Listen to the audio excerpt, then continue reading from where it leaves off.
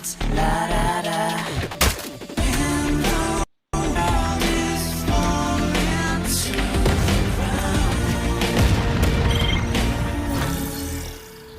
I'll be ready for the fire.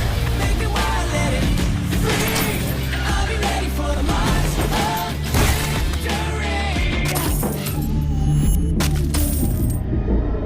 Make it wild, let it free. Never get it 'cause I'll rewrite history.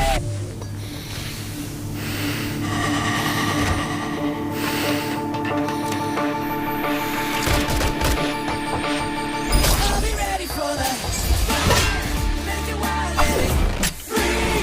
I'll be ready for the victory. I'll be ready for the fire. Make it wild, let it free. Never care because I'll rewrite history. I'll be ready for the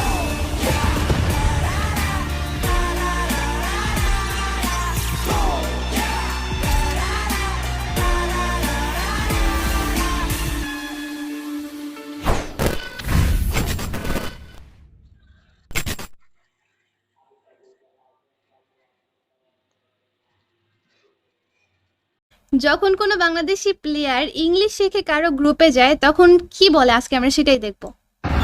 বন্ধু তোর লাগে যদি কেউ লাগে খালি আমার নামটা কইবে বুঝছস নাকি তা কইছি গুছিটা বাইরে নাকটা উড়াই লিবে everything is okay always you fine okay no problem you can any problem tell me okay bye এটা কি ছিল?